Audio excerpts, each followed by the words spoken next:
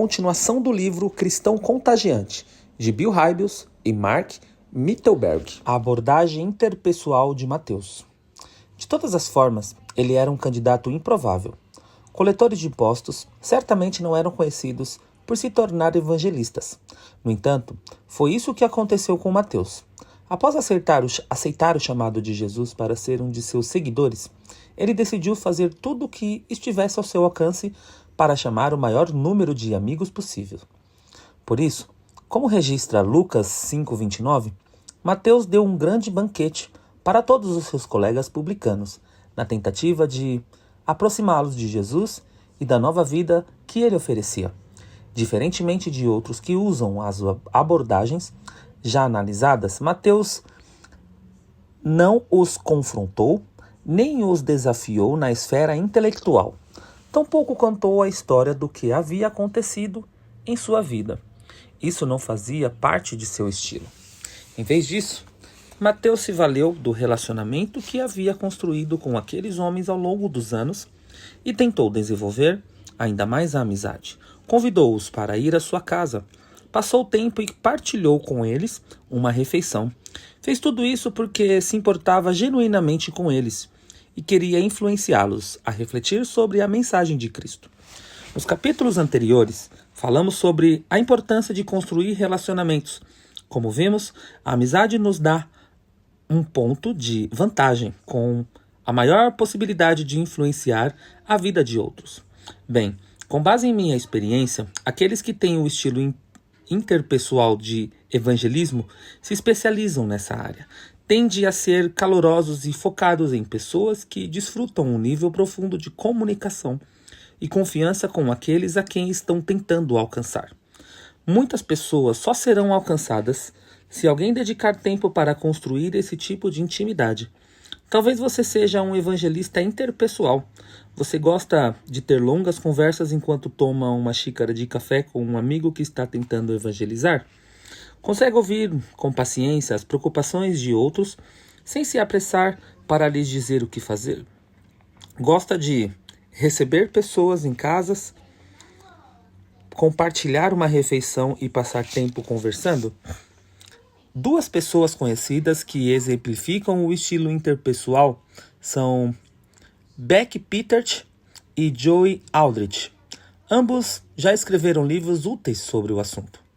As igrejas ao redor do mundo precisam de muito mais membros que desenvolvam esse tipo de abordagem com seus amigos, familiares e pessoas perdidas da comunidade mais ampla. A abordagem convidativa da mulher samaritana. Você não aprecia que Deus escolhe pessoas improváveis para cumprir seu propósito divino? Vimos isso acontecer com o cego, com Mateus e agora com a mulher de Samaria. E quanto mais envolvido você ficar no evangelismo pessoal, mais se sentirá assim. Às vezes olho para a atuação divina em tocar as pessoas por meu intermédio e reflito. Quem diria? O Senhor parece ter certeza em usar pessoas comuns de maneira surpreendente e empolgante. Havia 3 coisas contra a mulher samaritana. Era samaritana, era mulher e tinha um estilo de vida normal e imoral. Naquela época, qualquer um desses elementos era suficiente para desqualificá-la. Mas você acha que isso deteve Jesus? Você pode ler em João 4 como ele ignorou toda a sabedoria convencional e o politicamente correto da época ao iniciar uma conversa com a samaritana. Não demorou muito para que a mulher percebesse que o homem com quem ela estava conversando não era um mestre judeu comum. Seu discernimento profético e as respostas cheias de autoridade a convenceram de sua afirmação de ser o Messias. Então, o que ela fez? Imediatamente foi até a sua cidade e levou um monte de pessoas para o poço, a fim de que ouvissem Jesus por si mesmas. Esse simples convite resultou na permanência de Cristo na cidade por mais 2 dias.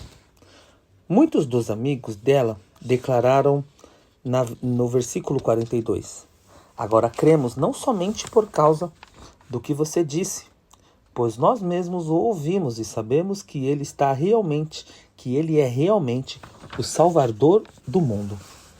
Muitas pessoas dariam grandes passos em sua jornada espiritual se alguém lançasse um convite estratégico para o culto da igreja voltado e interessados ou à evangelização.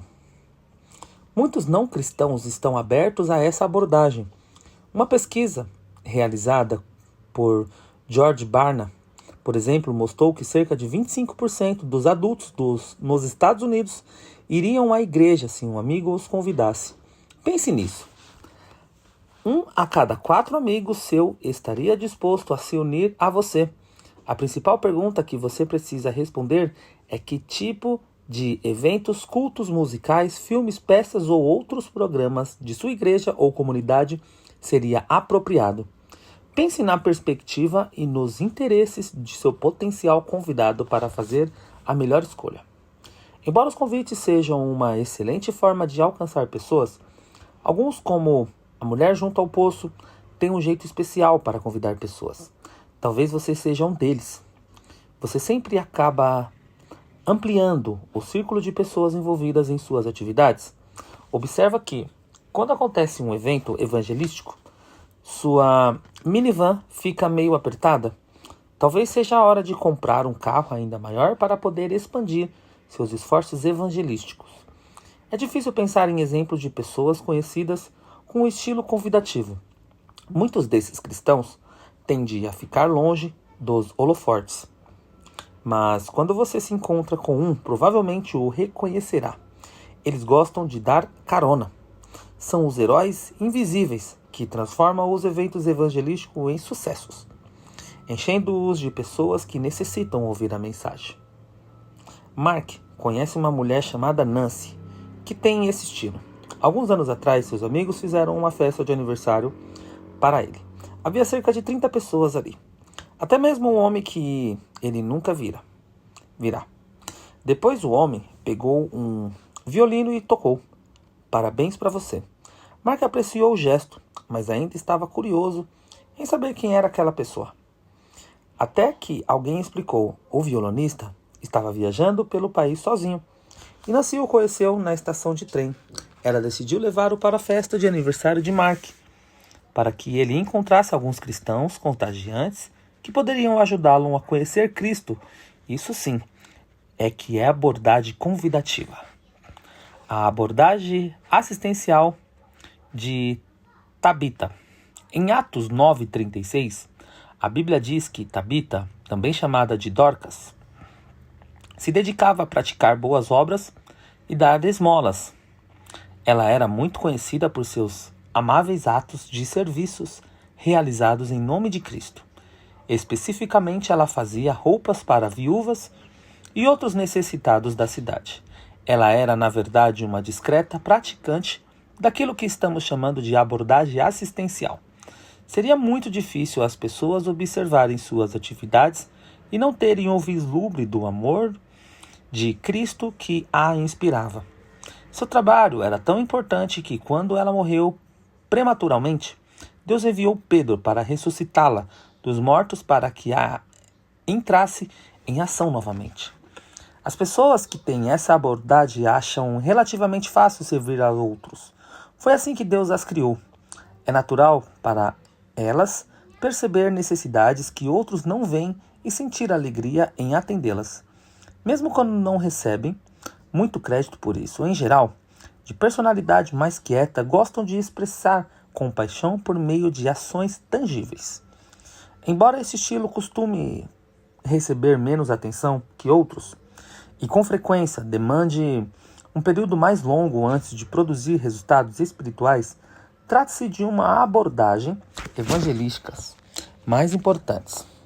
Isso porque o evangelista de estilo existencial tocam pessoas que ninguém mais consegue alcançar. Ginger, uma frequentadora de nossa igreja, tinha um irmão com quem queria falar sobre Cristo, mas ele era adepto de ideias da nova era e não tinha interesse no cristianismo. Então ela fez o que lhe era natural no seu estilo direto. Desafiou-o com as verdades de Cristo. Ao perceber que isso não causara impacto algum, buscou encontrar motivos para ela mudar de ideia, para ele mudar de ideia. Ela tentou tudo o que conseguiu imaginar, mas nada deu certo. Por fim, toda a esperança pareceu dissipar quando ele se mudou com a esposa e os filhos para outro estado a fim de se unir a uma seita da nova era. Deus, porém, tinha outra carta na manga. Quando o irmão de Ginger se mudou, logo conheceu as pessoas que moravam na casa ao lado. Eram vizinhos maravilhosos, apenas aquelas pessoas contagiantes faziam coisas por ele, como ajudá-lo a arrumar a mudança, dar uma mão quando algo precisava ser consertado, levar comida quando alguém da família estava doente, atos comuns de serviço feitos por amor a Cristo. Essas pessoas derrubaram o muro que existia entre o irmão de Ginger e Cristo, tijolo por tijolo. Em um ano, ele entregou sua vida para Jesus, voltou com a família para a cidade e celebrou sua primeira Santa Ceia ao lado de Ginger em um de nossos cultos. Você percebe que por que esse estilo merece ser celebrado? Aqueles vizinhos provavelmente nunca serão famosos, mas Deus usou os esforços deles para se aproximar daqueles que o restante de nós não faz ideia de como alcançar. Talvez você não tenha conhecimento de Paulo ou a coragem de Pedro e da Samaritana, mas é um especialista em cozinhar ou consertar carros. Espero que consiga ver como essas coisas e muitas outras podem ser feitas de uma maneira que apresenta Deus às pessoas. Seja você mesmo. Espero que tenha sido encorajado a proclamar sua fé enquanto lia sobre os diferentes abordagens. Talvez tenha suspirado de alívio ao perceber que pode ser você mesmo e que Deus sabia o que estava fazendo quando o criou. Preciso enfatizar que ninguém se encaixa com perfeição em apenas um desses estilos da verdade. Na verdade, você provavelmente encontrará oportunidades para usar todos eles. A ideia é que Deus planejou diversidade em sua equipe e cada um dos seus membros é mais forte em alguns estilos do que outros. Você pode criar um estilo número 7 ou 8 e isso será igualmente bom. O importante é que os cristãos mais contagiantes são aqueles que aprenderam a trabalhar com o modelo que Deus lhes deu. Identificam a abordagem que funcionam para eles, as desenvolvem e as usam para o avanço do reino. Também se juntam a outros cristãos de estilos diferentes, para que os pontos fortes sejam combinados a fim de alcançar praticamente qualquer tipo de interessado. Nesta parte, abordamos a necessidade de nos aproximarmos daqueles que esperamos alcançar e mostramos algumas formas práticas de fazê-lo. Também analisamos as diversas abordagens que ajudarão você a ser autêntico e natural nesse processo. A grande questão a seguir é o conteúdo. O que devemos dizer às pessoas sobre Deus? Continue a leitura e veremos maneiras de introduzir assuntos espirituais na conversa.